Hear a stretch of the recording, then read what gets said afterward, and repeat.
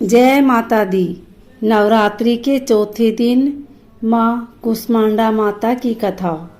नवरात्रि में चौथे दिन देवी को कुष्मांडा के रूप में पूजा जाता है। अपनी मंद हल्की हंसी के द्वारा अंड यानी ब्रह्मांड को उत्पन्न करने के कारण इस देवी को कुष्मांडा नाम से अभिहित किया गया है।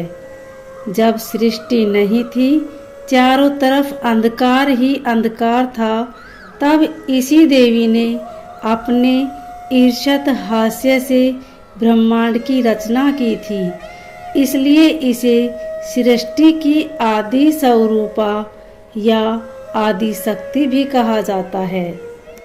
इस देवी की 8 भुजाएं हैं, इसलिए अष्टभुजा कहलाई। इनके 7 हाथों में कमंडल, धनुष, बाण, कमल पुष्प, अमृत पूर्ण कलश, चक्र तथा गदा है। 8वें हाथ में सभी सिद्धियों और 9 निधियों को देने वाली जपमाला है। इस देवी का वाहन सिंह है और इन्हें कुम्हेड़े की बलि प्रिय है। संस्कृत में कुम्हेड़े को कुष्मांड कहते हैं, इसलिए इस देवी का वास सूर्य मंडल के भीतर लोक में है।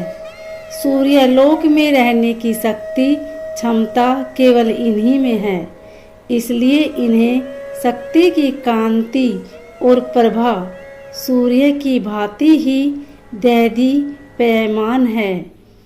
इनके ही तेज में 10 दिशाएं आलोकित है। ब्रह्मांड की सभी वस्तुओं और प्राणियों में इन्हीं का तेज व्याप्त है। अचंचल और पवित्र मन से नवरात्रि के चौथे दिन इस देवी की पूजा आराधना करनी चाहिए। इससे भक्तों के रोगों और शोकों का नाश होता है तथा उसे आयु, यश, बल और आरोग्य प्राप्त होता है। ये देवी अत्यल्प सेवा और भक्ति से ही प्रसन्न होकर आशीर्वाद देती है। सच्चे मन से पूजा करने वाले को सुगमता से परम पद प्राप्त हो जाता है।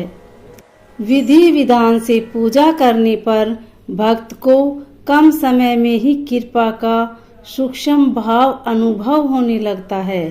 ये देवी आदियों व्याधियों से मुक्त करती है और उसे सुख समृद्धि और उन्नति प्रदान करती है। अंततः इस देवी की उपासना में भक्तों को सदैव तत्पर रहना चाहिए। माँ कुष्मांडा को कुम्हारा यानी कि पेठा सबसे प्रिय है, इसलिए इनकी पूजा में पेठे का भोग लगाना चाहिए। आप देवी की पूजा में सफेद समूचे पेठे के फल की बलि चढ़ा सकते हैं। इसके साथ ही देवी को मालपुए और दही हलवे का भोग लगाना अच्छा होता है। उम्मीद है आपको चौथे नवरात्रे कुष्मांडा माता की पावन कथा अच्छी लगी होगी। अगर अच्छी लगे तो वीडियो को लाइक शेयर सब्सक्राइब जरूर करें। कमेंट में जय माता दी अवश्य लिखें। धन्यवाद।